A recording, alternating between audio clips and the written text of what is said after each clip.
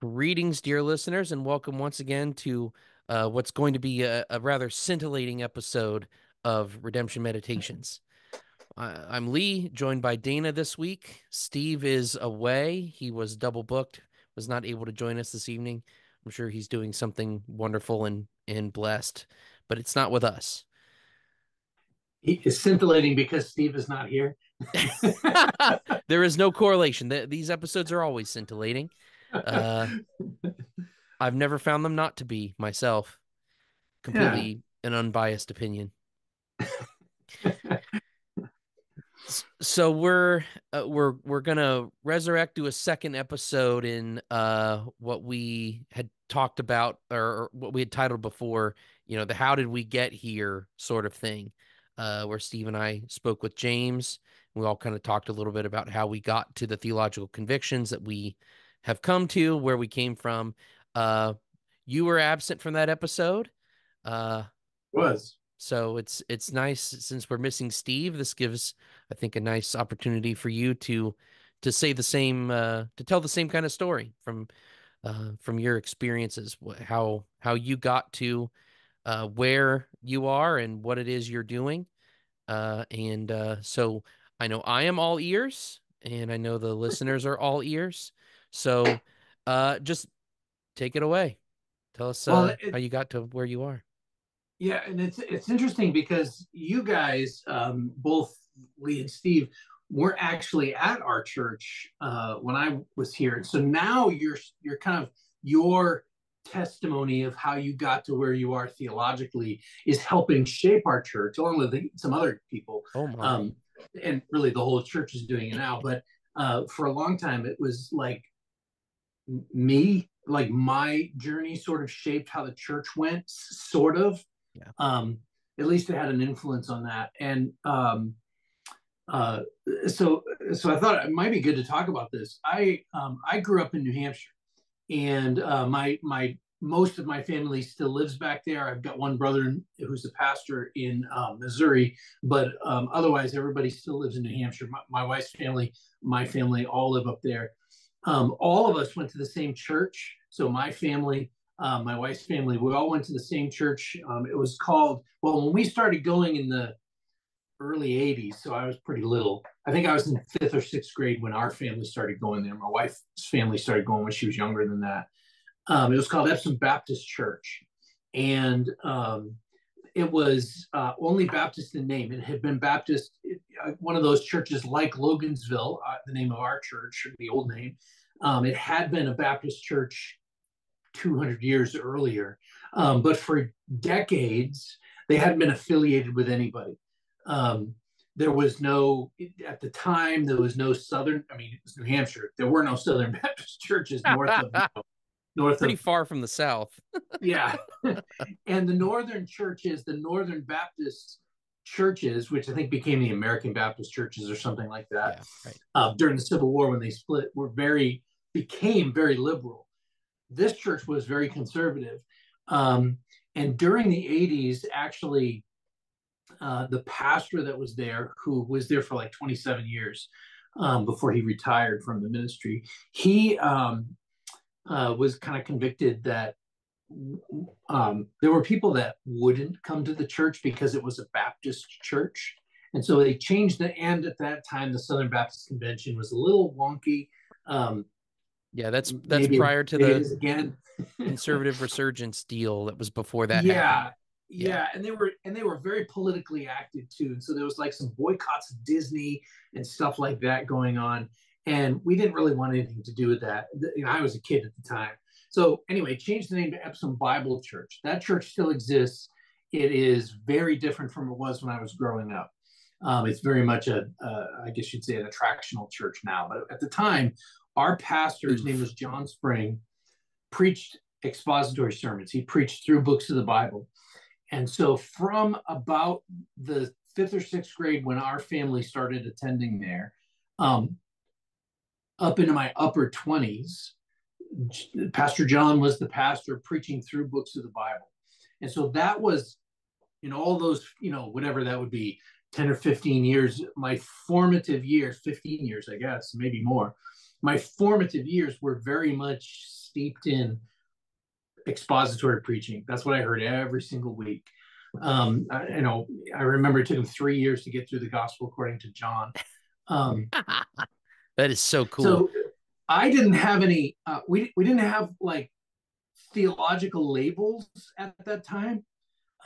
He was very influenced. Pastor John was very influenced by John MacArthur, and that influence kind of trickled through the church, through the other leadership in the church. My dad was a deacon. He was an usher, like the head usher for a while, where he organized the ushering. He was a deacon, and he was an elder. He actually went on staff a little bit later, doing some of the counseling in the church, Wow. part-time staff.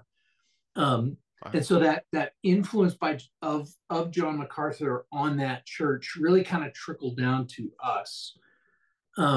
So that was my formative, like all the way through high school. I graduated from high school. Chris and I were dating at the time. My wife and I were dating. She went off to Cedarville, um, so out here in Ohio, and I got a job. I got a job working in an auto parts company. I had no idea what I wanted to do when I grew up. I knew my biggest goal in high school was to not be in high school, and so I got a job, and I thought I was making good money. Back then, it was like $7 an hour or something like that, and which probably wasn't bad money back then, back in No, the that's, olden you're probably doing pretty good. days.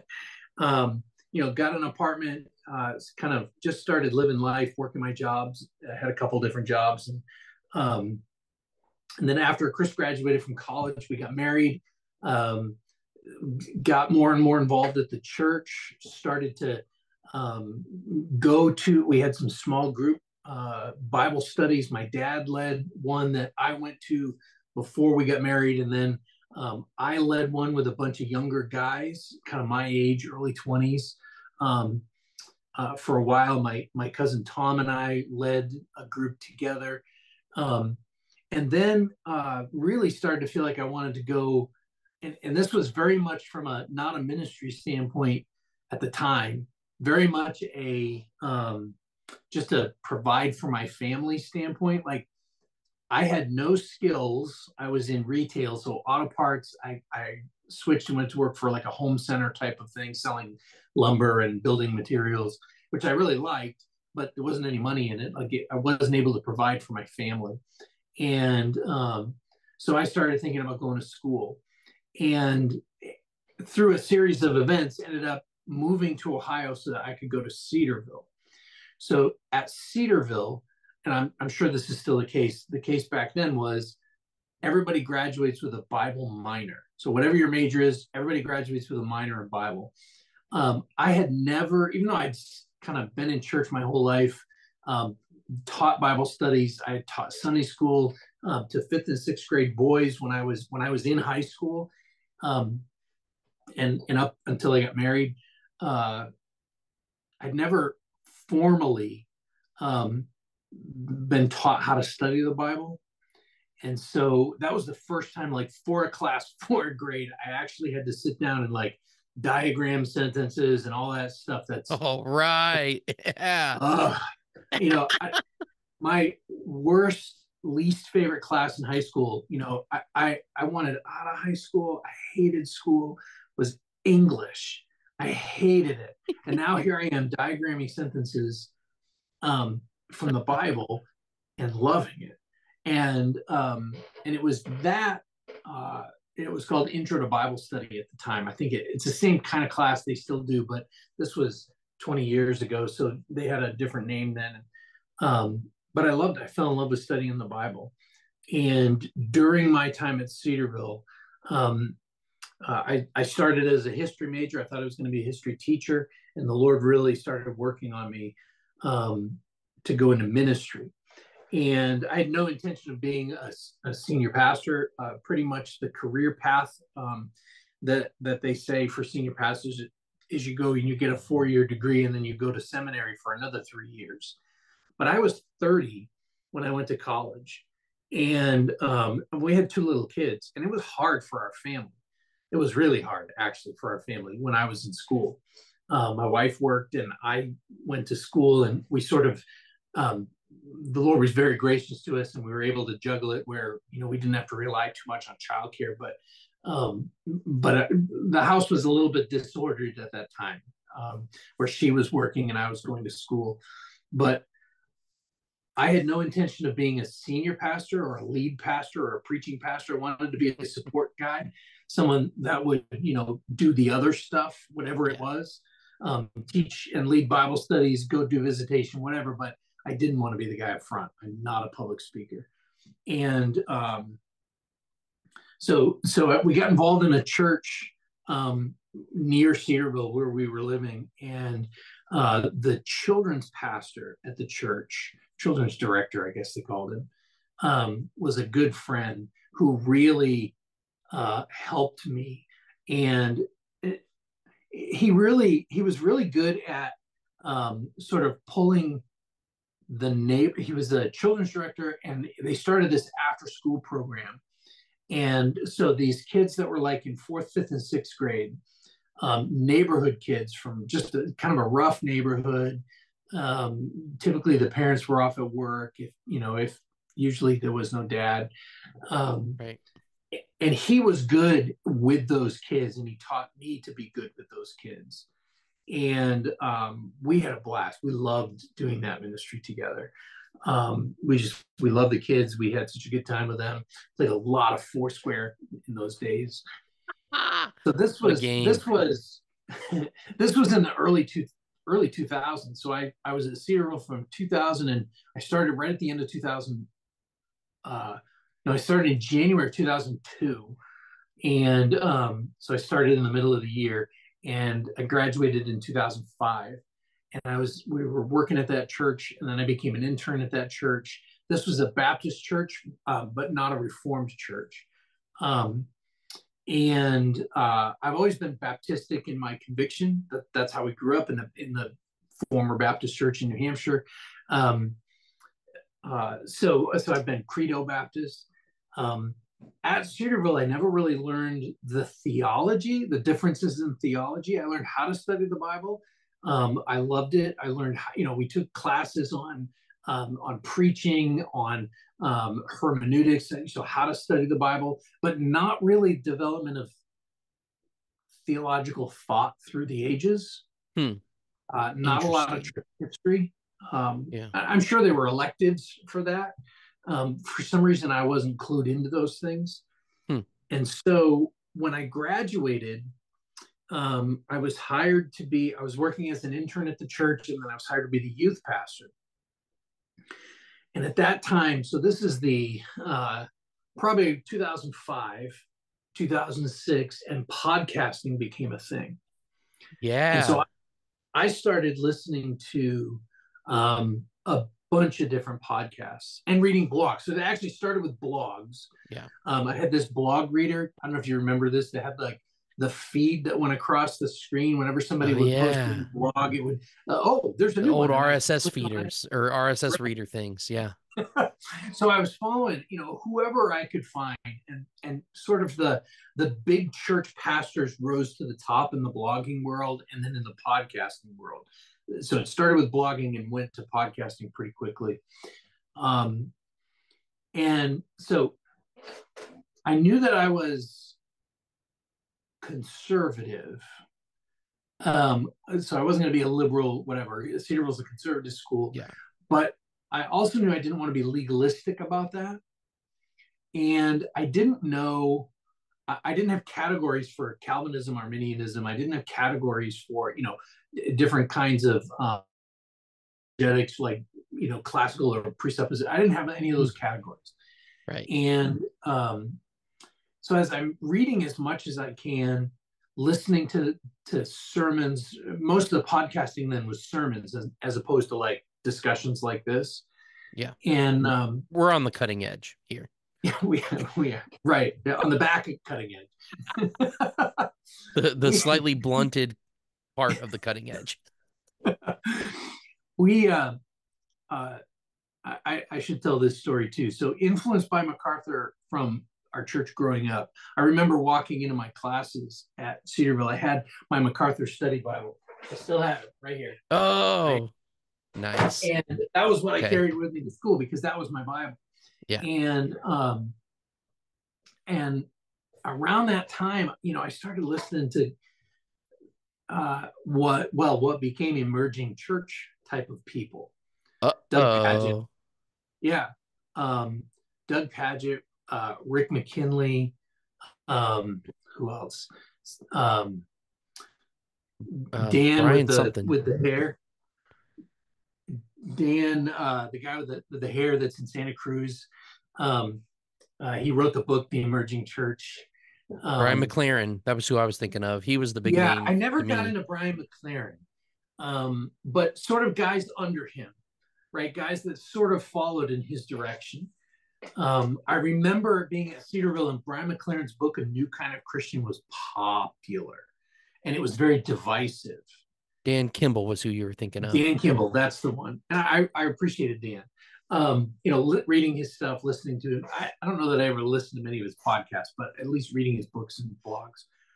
And those guys sort of made preaching cool, in my view. They were very cool guys. They were very casual in their approach. And I thought everything I knew was really formal. Everything I knew was really buttoned up, sort of ironically, a lot of the way that people probably look at me today, right? I wear a coat and tie pretty much every time I preach. Like, I didn't want anything to do with that. And so I also didn't want anything to do with John MacArthur anymore. This is in the so 20 years ago. And it was because so many people I thought at the time, so many people around me put him on a pedestal that I hated that. So I'm the type of person that, do you remember when, the original Jurassic Park came out? Oh yeah. And Sure it was do. the biggest Oh movie yeah. ever. Yeah. I didn't see it. I went and saw Last Action Hero, but with Schwarzenegger, which was a huge flop because it came out at the same time as Yeah. Jurassic Park.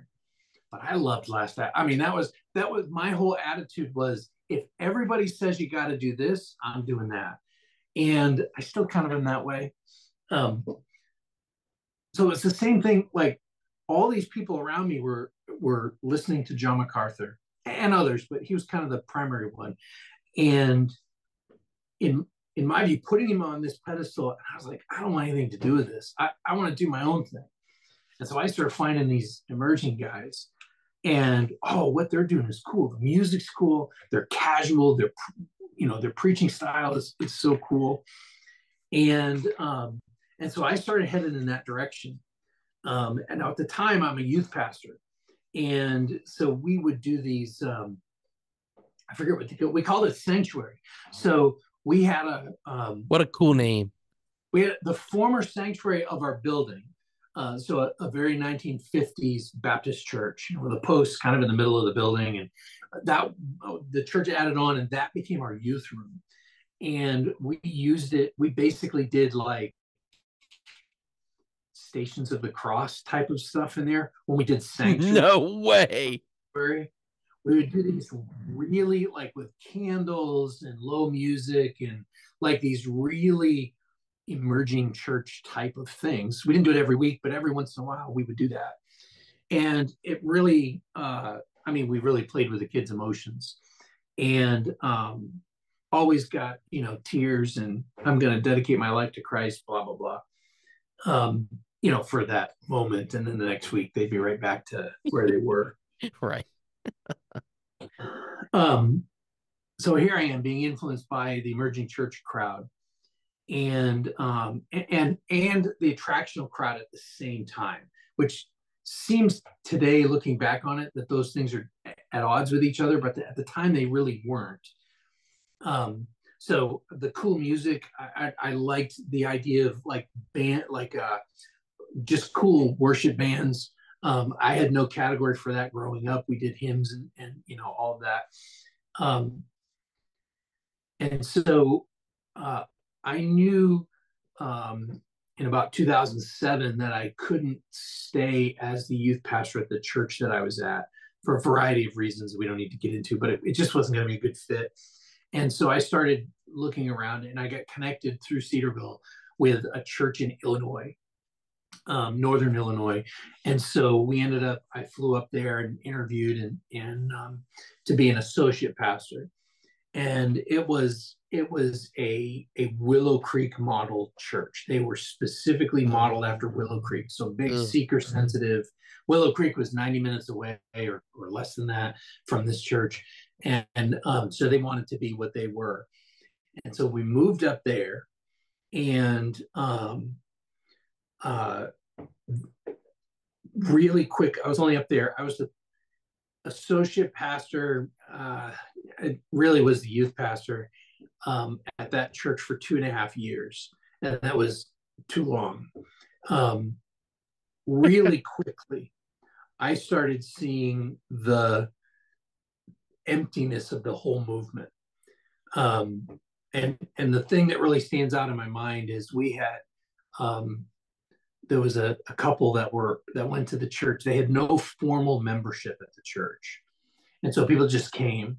And there was a couple that went to the church, and he repeatedly, the husband repeatedly committed adultery. And she would go to the elders over and over again, who would kind of give him a stern talking to, and that was the end of it. And he would, oh, I'm sorry, I'm sorry. But there was no authority, and there was no church discipline. And I knew from growing up in a church that, held MacArthur pretty high.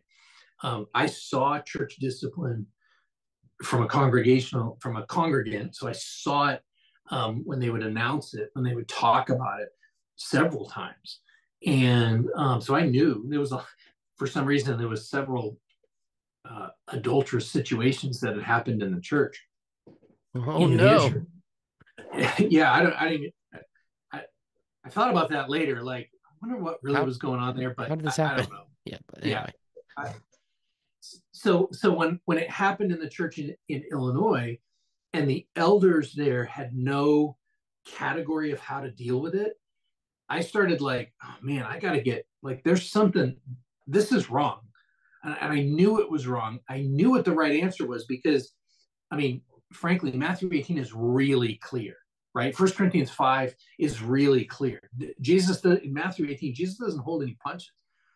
And so I started to kind of dig back in a little bit to um, what would now be the Reformed crowd. There was one other thing that was helpful to pulling me in that area. So I had this MacArthur in the background, and I'm starting to think maybe he was right, and all this cool stuff is wrong, right? So I'm starting to think that just about like Dangerous thoughts. right, right, yeah.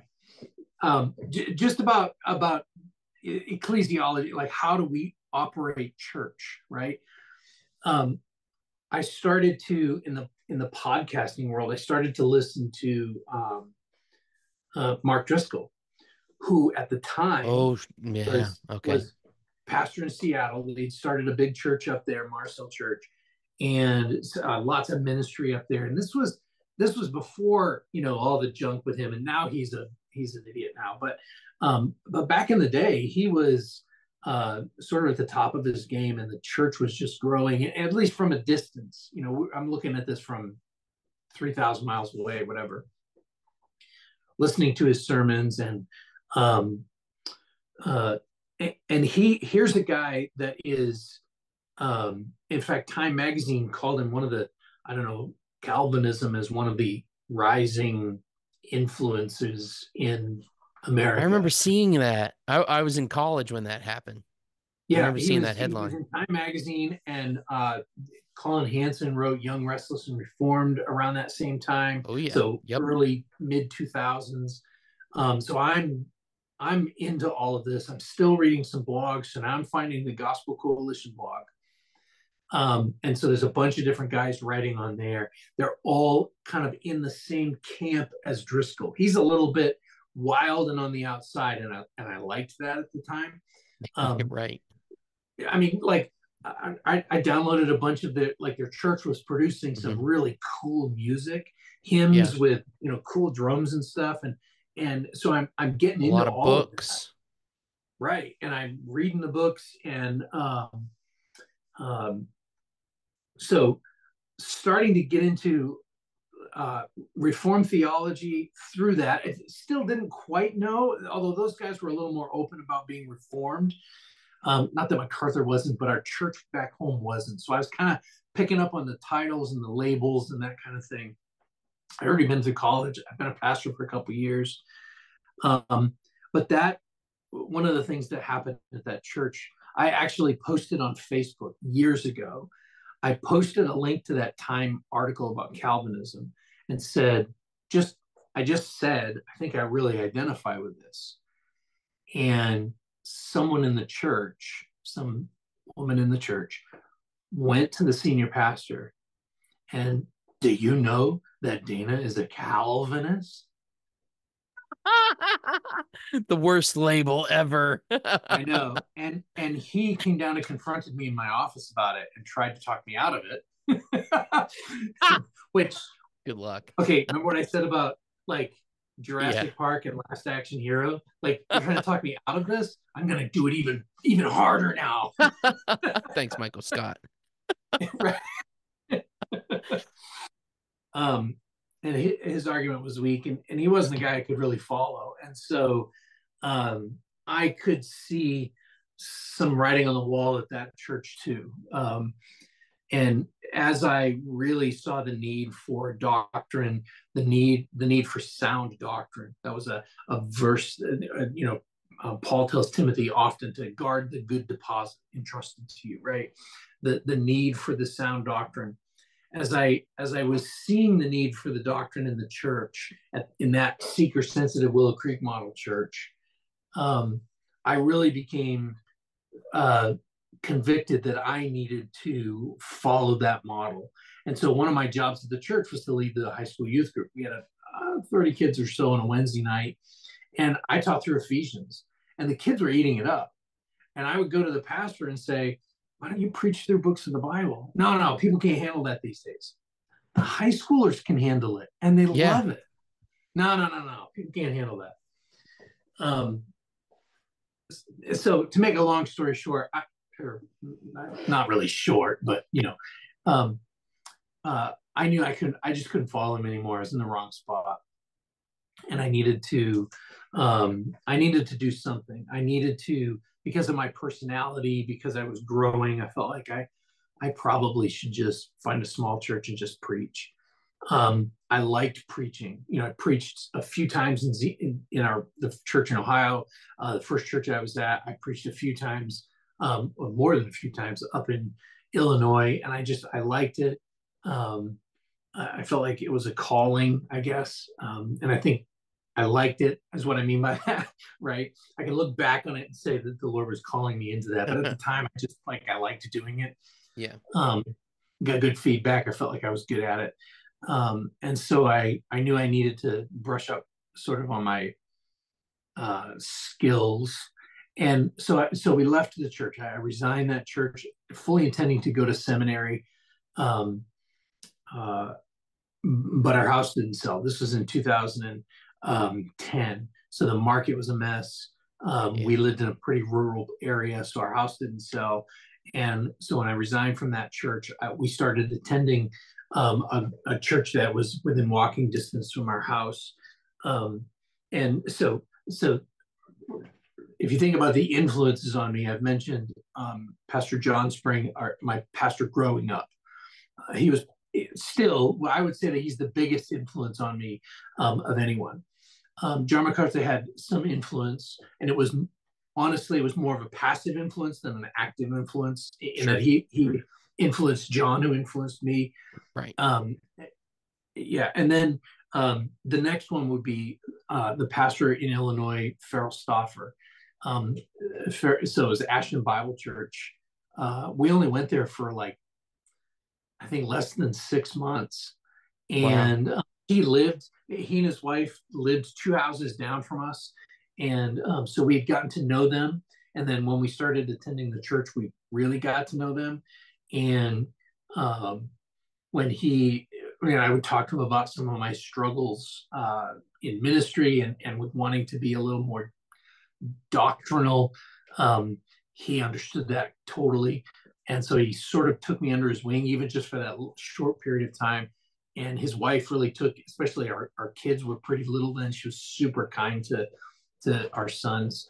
And so I will still say that he is one of my pastors. I haven't seen him in a while, but because of that, because of his kindness toward our family and the doctrinal preaching, the sort of deeper expository preaching. Um, and and around that time, so we went to that church for a little while, and then I got a job back in New Hampshire. So in 2011, we moved back home, and because our house didn't sell, I needed a job. My dad gave me one in his repair shop, working in the office, and so we went back to New Hampshire, and I was still listening pretty regularly to Mark Driscoll and Matt Chandler by that point. Um, uh, Driscoll really gave Chandler a national audience. Big time. Yeah, and so I'm reading several blogs, but now most of them are kind of narrowing down into the Reformed world. So some Presbyterian, some Reformed Baptist, or at least in that somewhere along that spectrum. Listening to Driscoll, listening to Matt Chandler, reading the Together for the Gospel or the Gospel Coalition blog. It's a lot of reading a lot of the guys that were involved with Together for the Gospel. Heard Thabiti and Yahweh preach again years ago in New Hampshire at a expository preaching conference that we went to. So these guys were sort of pulling me in, and I still didn't quite understand the ramifications of all of it. I knew that really what I was going for was some doctrinal depth and not just the touchy-feely, surfacey stuff. And I really wanted to get into some depth. I really felt strongly that the people in the churches needed it. And actually, I'll actually say, I think it was Chandler. And I don't recommend Mark Driscoll at all to anybody now. And I don't recommend Matt Same Chandler. here. No, I don't recommend Matt Chandler now. no. For a lot of different reasons. But at the time, like I remember, so I think it was 2010 when Matt Chandler had his brain tumor. Oh, And yeah. it happened fast where it was a Thanksgiving. I remember reading Yeah. about it. He passed out, whacked his head or something, and then they realized he had a brain tumor. And through that, for a while, he really preached on the importance of the sovereignty of God in your suffering. Yep. So He wrote other a book people, about it. other pastors in the church. So I'm listening to the Village Church podcast. So whoever's preaching, I was listening to Matt. Then he has a brain tumor, and so other guys were filling in, and they were, here they are. Their pastor is life or death, and they're preaching about the sovereignty of God and suffering, and that was helpful to me. I really believe that people need to know some of the deeper things.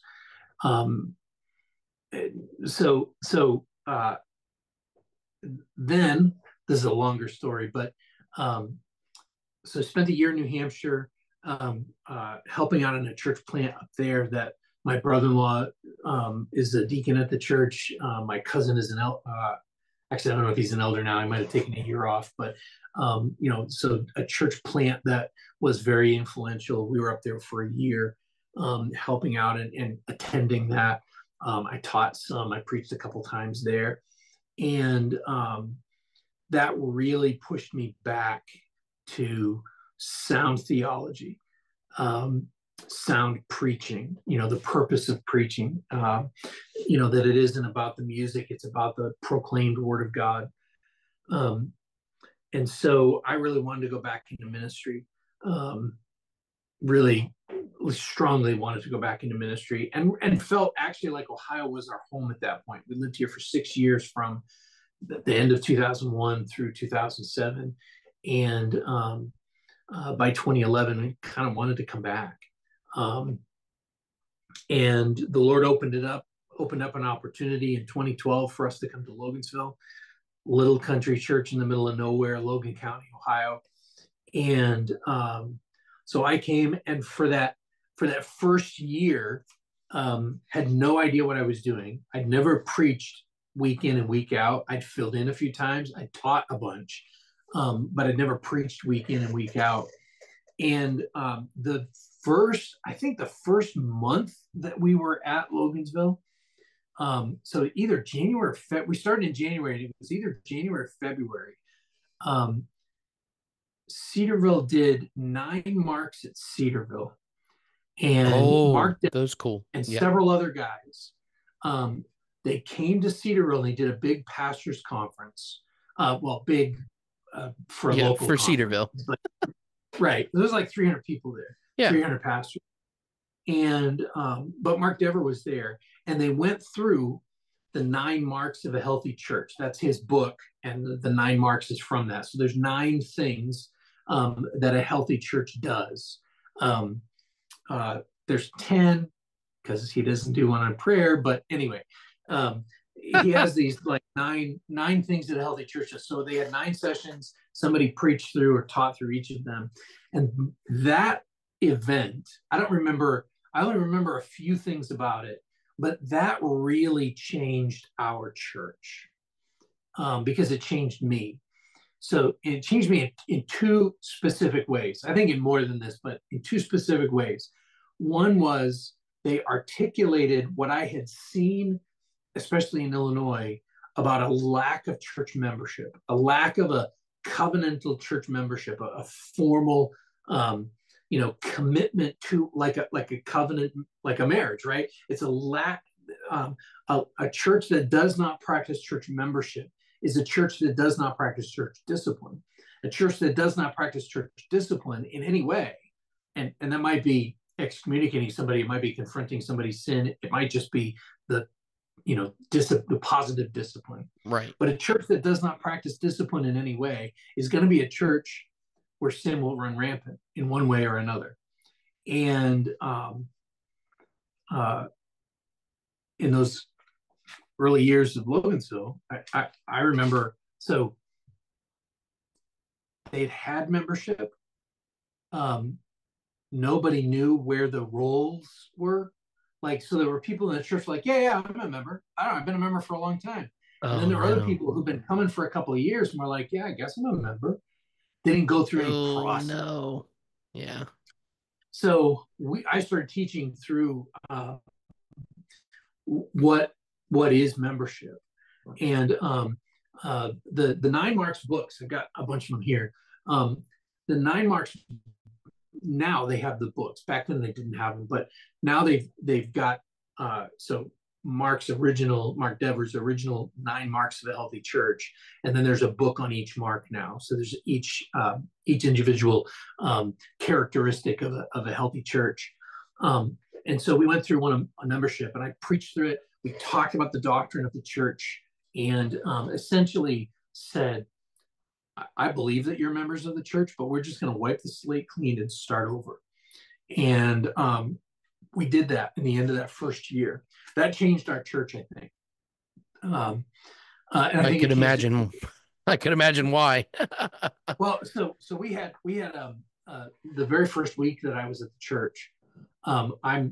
So my pastor John, growing up, it was an old steepled, white clapboard church building in New Hampshire. Classic. And he and his wife, Ruth was her name, they would stand at the back of the sanctuary by the main doors and just shake everybody's hand as they went out, or everybody that would walk out past them at least. And so my wife and I, when we moved here, like, I don't know what to do after church, so I'm going to stand by the door and shake everybody's hand, just like he used to do. And so the first week I'm here, or first couple of weeks, it was really, really early. A couple comes up and they're like, "Hey, will you do our wedding?" Now they were in the directory. Okay. They've been attending the church long enough that they were in the directory. They're living together.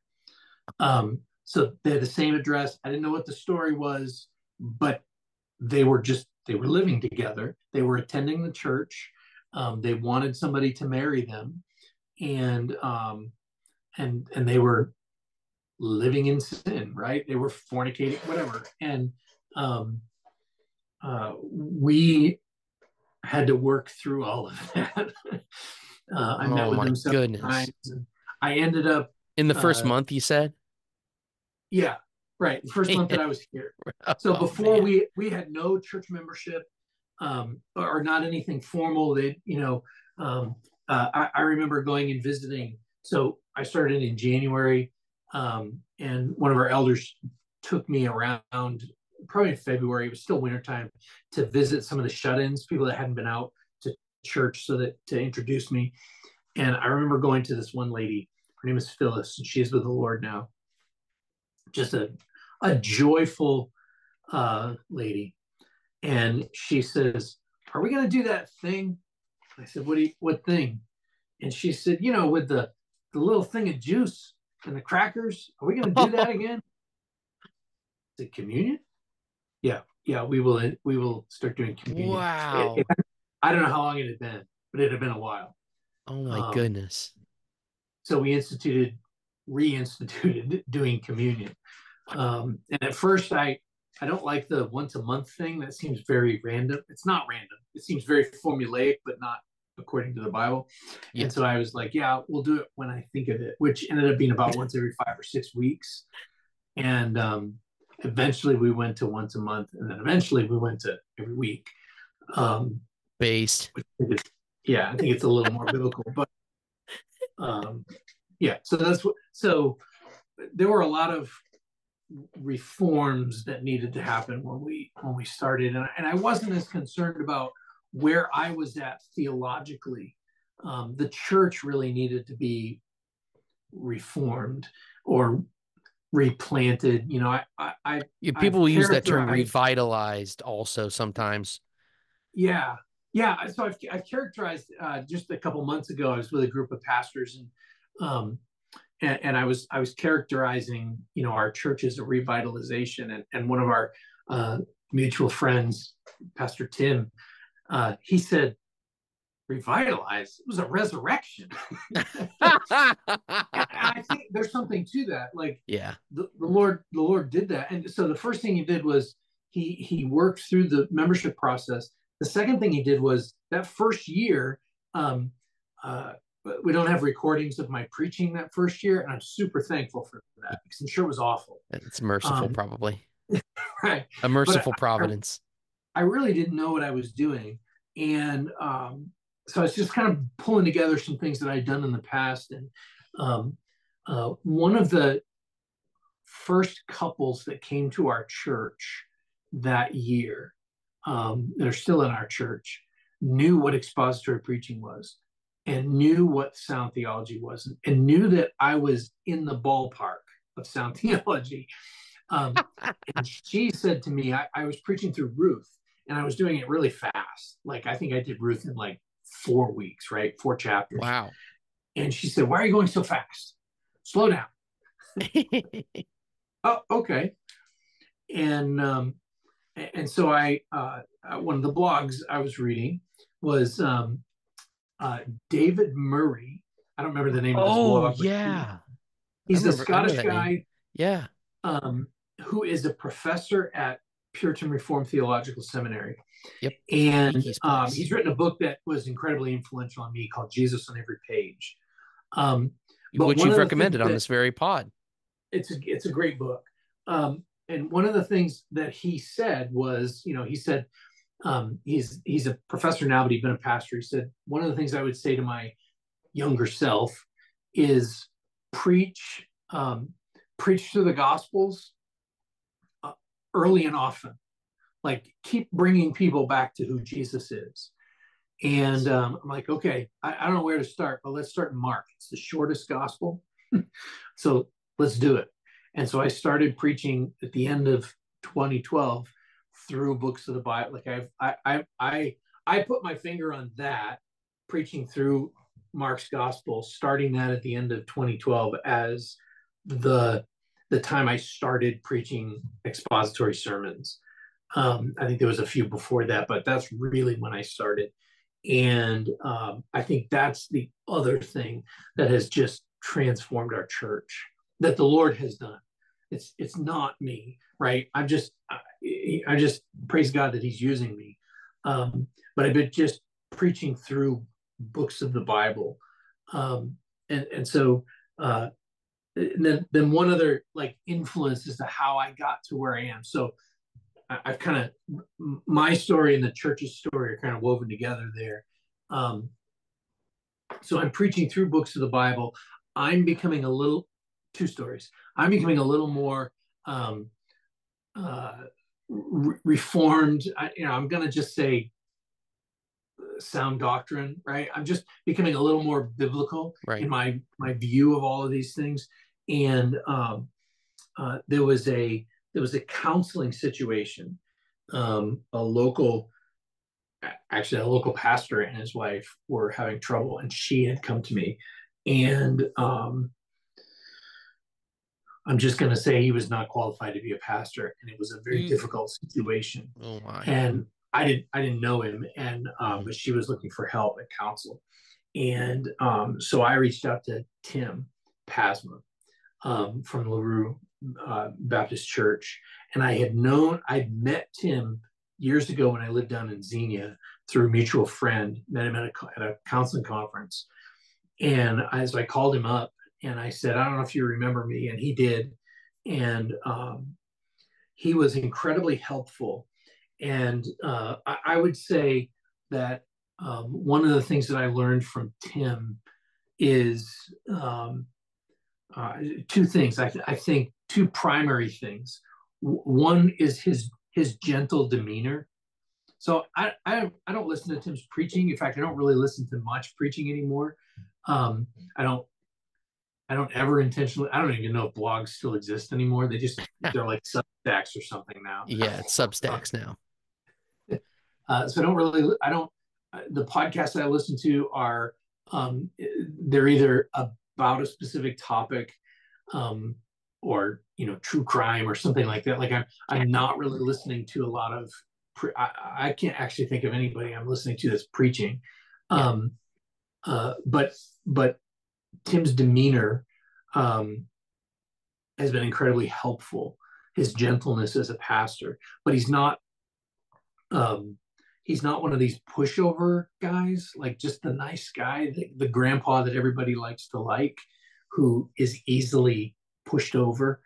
Um, I don't want to be that. I'm naturally not that. I'm naturally not gentle, so I'm trying to learn that from. So I've learned that from Tim, and then Although you really the are other you are thing a literal grandpa now, but I am now, yes. Um, but the other thing that I learned from him is, and I as I was thinking about this earlier, I think the way to put it is a long suffering ministry. He's been the pastor of that church 30 something years. I something don't even like know what that. it's going on Yeah. 40, I think. Yeah, I think so. And it hasn't all been suffering, but it's a not even to build up Tim too much, and not to say anything about LaRue. LaRue's a nothing town. It's like Logan'sville. It's a nothing town in the middle of nowhere. And this is a guy that could be big stuff somewhere else, and he's like Sure. committed his life to these people, Yeah. and I really appreciate that. I just want to be a normal pastor. I don't want. There was a time when I thought, man, it'd be so great to be the next Matt Chandler or the next Mark Driscoll, the next this or that. Have this massive crowd, bring these people in, and be the big thing. I have no interest in that anymore. The more I study the Bible, the more I see, for example, verses like Hebrews 13:17, which says that I will give an account for the people that I shepherd. I don't want a big crowd. Like if whatever the Lord Yeah. gives or puts under my care, I guess, whoever the Yeah. Lord brings, amen and praise God. But I'm not looking to build a big thing, and I couldn't do it anyway. Um, and then the other I guess event that kind of pulled me into Reformed. So Tim is Reformed, and he's a part of the Fire Fellowship, which is the Whoop whoop. Fellowship of Independent Reformed Evangelicals. It's the Fellowship of Independent Reformed Evangelicals fellowship. Fellowship. A It's just fellowship of fellowship. They fellowship. do it twice. It's great. Um, and so he really and one of his elders named Greg um, really kind of were helpful to me to kind of pulling our church and our elders into that as an organization. Um, and for us to finally kind of say, yeah, you know what, we are a reformed church. Um, I I preached through. I did a doctrinal series, topical. I like to call them doctrinal, through the well, tulip, right? The 5 points of Calvinism. Yeah. I didn't Mm-hmm. call them that because I didn't want that to be a distraction, but I taught through the doctrines of grace. I think that's what I called the series, and it was formative for us as a church. And people can step back and say, yeah, that's actually us. We actually do believe this. Um, in 2016, so I started the church in 2012. In 2016, I started getting involved with the New Path Pregnancy Resource Centers, and I went to a gala fundraising event that they did, and was blown away by the sound doctrine coming from the stage. I had been to one before it was called New Path, and there was night and day difference. It was fine before. I remember leaving thinking, well, that was fine, but they really need some pastoral oversight. And I went wanting to get involved. This is a ministry that our church supported. I didn't really know much about it, but let me go see if I can help provide some pastoral oversight. And they were merging with the Union County pregnancy centers. And Kathleen Shanks, who is the director, the executive director, um, uh, is a Reformed Christian, and she, just in presenting the ministry, I could tell the night and day difference. And so I asked if I could get involved, and then we spoke on the phone. And I remember I went to another meeting, and she came right up to me and said, "Are you Reformed?" And I said, "Well, I guess I'm Reformed." And it wasn't something I wanted to say because it cost me a job before, and it had cost me and it cost my family a lot. I'll just say it. It was those are difficult times when we were in Illinois, and uh, yeah. Anyway, it was really hard, and it had cost me my job before, and so I didn't want to come out and say yes, I am, but she asked me point blank, and so I did, and that really got me thinking. Okay, if I'm going to be this, I need to be it, and thankfully, the Lord, in His mercy, used the preaching of His word, and I'm up front every week preaching God's word, talking about the importance of being, members in the church. Um, uh, through books of the Bible, preaching through books of the Bible, and God used that to reform the church and bring more people who are hungry and thirsty for the Word of God. Um, in an area of Ohio that didn't have anybody at the time. Um, Can verify. yeah, no one. Nobody Uh, was doing anything like that. and now it's starting to change where the Lord is working in some other churches too, and I'm so thankful for that.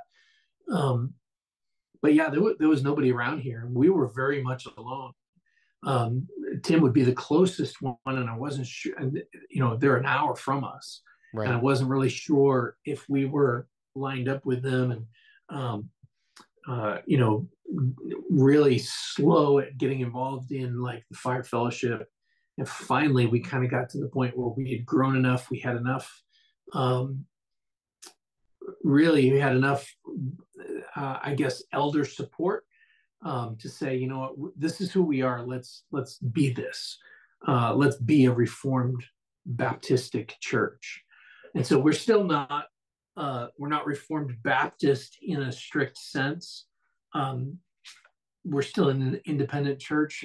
To be Baptist is to be independent, but we are a Credo Baptist church, so we do Yeah. function as a Reformed Baptist church. Um, uh, yeah, there's a couple of other distinctions that are, I think, minor. Um, but it has been, the Lord has used, um, the Lord has, how do I put it? The Lord has um, reformed our church and reformed me pretty much along the same line, like along the same trajectory. Yeah. Um, yeah, Yeah. I think and I just praise that's it. fair. Well, and I think that's an important distinction too, because there have been some in other situations that maybe could have been comparable with Logansville, and would just come in and just swing the hammer and say, Yeah, this is the way it is.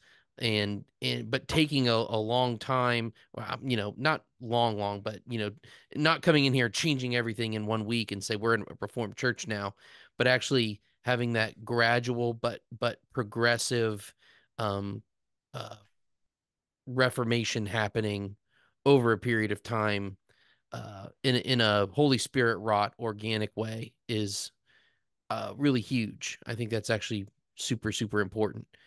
Instead of coming in and burning bridges because we got to change everything all at once, but actually teaching with all patience. Uh, and that right there, that's what I was just turning to it in Second Timothy 4. Um, let's see, in 2 Timothy 4:2, Paul, well, I'll start in verse 1. This has kind of become my, there's a phrase in these verses that keeps coming to my mind. So it kind of has become my ministry verse. I'm not that kind of person, but it kind of has become that. So Paul said, I charge you in the presence of God and of Christ Jesus, who is to judge the living and the dead by his appearing, by his kingdom. So if you just stop there, this is huge. What he's about to say is huge. Preach the word. Be ready in season and out of season. Reprove, rebuke, and exhort. And this is the phrase, with complete patience and teaching. And that phrase, with complete patience and teaching, has sort of become my that mantra that is in my mind. Like, we're not all the same at this church, and this was not a Reformed church when I got here. They had defaults, right? They believe this because this is kind of what American Christians believe. right. um, they weren't convictional in those things. Like, they weren't convictionally Arminian. I've known some convictional Arminians, and I have all kinds of respect for them. There was a church just down the street. The pastor's moved away now, but he was a convictional Arminian and would share the gospel. Like, he preached the God. I wouldn't. It's not my thing. I wouldn't go to church there. Well, because I'm the pastor here, but I had respect for him because he Yeah. knew what he believed. Yeah. And uh, our church didn't know what they believed. They just sort of were. They were tossed around by every wind and wave of doctrine. Somebody came to me one time and wanted to do a study on Alex Malarkey's book, Oh no. the boy who came back from heaven. Right? Yeah. They wanted to do that as a Bible study. And I Ooh. said, and I didn't. Now I know Alex, but Now we I, know, but I said, no, we're not doing that. we're having Bible study to study the Bible, Right, not some other right, book. right. Yeah, yeah. So I just kind of continue to preach, and the Lord has um, brought me to this place. And I'll add one other, I guess, detail. Um, I don't remember what year it was, 2015 or 2016, something like that, when the Obergefell decision came down from the Supreme Court. And I remember that because we had gone to DC that year. The world was waiting for that decision to come out in the end of June, and we had taken our kids to DC on like a vacation. And when that decision came down and it legalized so-called gay marriage, one of the things that we had to do as a church, lots of churches did, is adopt a statement as a part of our constitution on marriage. The marriage is between one man and woman. We wanted to be very clear about that, put it in our belief statement. We didn't have that before, so we did that. And it also really got me thinking about the importance of historical confessions of faith as Oh opposed to yeah. ones that I put together, because the Right. one that we have is fine. I put it together. But one of my goals is to leave the church healthier than it was when I got here. It just theologically healthier, and it would be healthy. It would be fine if the church kept the statement that I have. But the history of the church is that pretty much with every new pastor that comes in, they readopt a new confession, Yeah. a new statement of That's faith. American evangelicalism right there. Right. It's just, oh, well, now we believe what this guy believes. And I Yeah. want to say, wait a minute, we need to go back into history and say, Christians believe this. And so that's when I started really looking through. I've got a stack of, One this might is call one it of Catholicity. a 4 volume set of Reformed confessions of the 16th and 17th centuries in English translation. This is volume Nice. 2. 1552 to 1566. Nice. I bought this and started look like, who are we? And of course, the easiest one that we came up with was 1689 London Baptist, Second London Baptist Confession. Um, and so we are in substantial agreement with that. I'll just say it that way. Um, and our goal would be that we would adopt that as our doctrinal statement sometime before I retire. uh, but just to say, like, this isn't just Dana's doctrinal statement, and now we're going to have a new pastor, so it's going to be, Bob's doctrinal statement. Yeah. We want to say this is what we believe, Yeah. and that we're going to stand here, and all the more as we see the day drawing near, right? That we would stand firm on the confession of the church. Love it. What a journey. Wow. So that was my hour. Now it's your turn. No, I'm just kidding. You already went. That's fine. Yeah. No, I've got nothing to add. I think that's fascinating, and what one of the things I really enjoy about these kinds of stories is like um how clearly you can see the hand of God's providence moving when you look backwards. The whole Yeah, hindsight is 2020 thing. It really is true.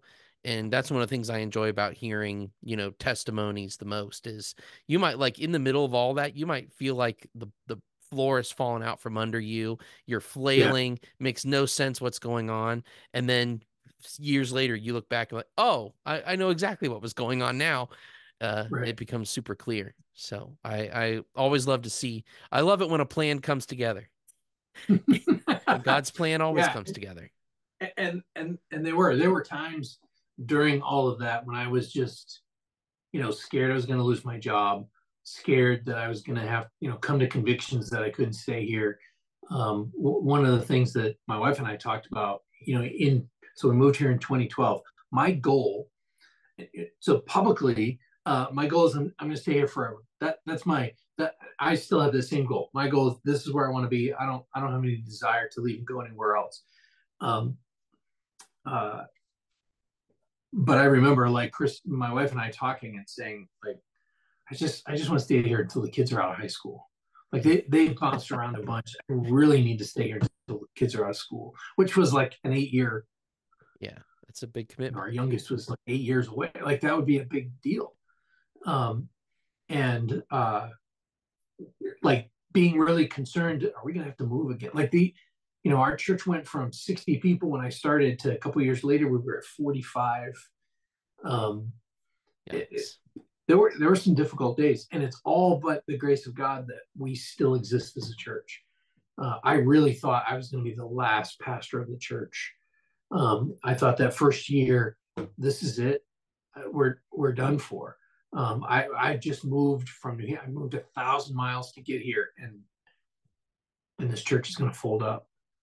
Um, but God and His, I mean, I was told. Actually, I wasn't told this. Somebody got up and made an announcement at church. I've been at the church for like 4 months, and they got up and said, last year we talked about closing down the church. I didn't know that. Last year we Oh talked my about closing down the church, goodness. decided to give it one more shot. That's, Thanks. that's I'm the last I'm the last chance this church has, and I was the second choice. Oh man. They tried to hire somebody else. Anyway, Wow. it's all God's grace. It's all God's mercy that He has pulled us through all of that. Um, he's been kind to us, to our family, to my wife and I, to our boys now and granddaughter. Um, he's been kind to us, and he's been kind to our church in ways that I don't think anybody, myself included, even understands the depth of, like, sometime we should talk about the purchase of this building and the Mhm. sale of the other and the move of it. I mean, to go from 45 people in 2014, and are we going to close, to growing out of the building and literally moving, selling our Right. church and Yeah. moving into this building, selling our meeting house, Yeah. moving into this building. Like, That would be actually that would be a really good story to tell. I think that should probably be yeah, a part two. I really do. probably shouldn't tell it right now. Maybe we'll save that for another week. Well, in our remaining few minutes, shall we ascend the library ladder? Yeah, let's do it. Do you have anything to recommend today? I do. I have an interesting book. So I've given a couple of recommendations that maybe I've given before. Let me. This is the What is a Healthy Church? It might have a different cover now. This is the one that I've had for a long time. This is not my library ladder book. I've been talking about it, and Nice. every one of the 9 marks has its own book now. Hmm. Um, uh, so there's expositional preaching, biblical theology, understanding the gospel, conversion, evangelism, membership, discipline, discipleship, and leadership. So this was really helpful for us, especially in those early years. But my library letter book today is called Fair Sunshine by Jock Purvis. Hmm. Have you ever heard of this book? No.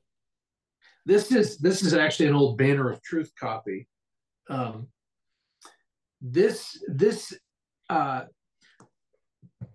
talks about the Scottish Covenanters and the Ooh. history of the Reformation in Scotland, and guys that gave their lives for the gospel. It's it's fascinating. It's a simple little book. I don't even know where I got it. Probably actually, I think a guy in church gave it to me. It's fascinating. Goes through just some various preachers of Scotland, um, in the 1700s, I think it is. So anyway, Fair Nice. Sunshine. Love it. Jock Purvis. Look at that name, Jock So Purvis.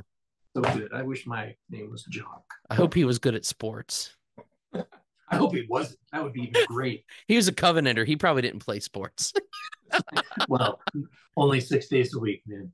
Only 6 days a week.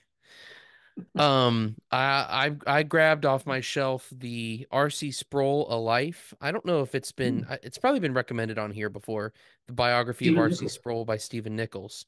So this will tell you the story about his ministry, which is obviously a much different kind of ministry than what we've been talking about here, but an influential one nonetheless. And Yeah, he had a huge influence on me as well. And so I really enjoyed reading this book last year. I love a good Christian biography anyway. yeah, That's a really good one. So I highly recommend it. it is. It is. I bought that book a few years ago when we were in Florida at At St. uh, Andrews. St. Andrews, in what's it, Reformation Bible College, Hmm. in their bookstore, and Stephen Nichols was in the room when I bought it. I didn't have him sign it because Nice. he was meeting with a student, but I had talked to him on some other things. He's written some good stuff. Yeah. Yep. But yeah, that's a great book. I love his podcast, 5 Minutes in Church History, too. There's a Yep, bonus for you. It used to have that Cranberry song as the lead in music. it did. Interesting. Very. All right. Well, thank you, Dana. Appreciate it. Enjoyed the history, the providential history. That's always it's always a blessing. So thank you. You're welcome. Thanks for listening. Thanks for listening, listeners, dear listeners. You should have said that in your best NPR voice too. Man, that's an NPR line if I ever heard one. The Lord bless you and keep you. The Lord make his face to shine upon you and be gracious to you. The Lord lift up his countenance upon you and give you peace.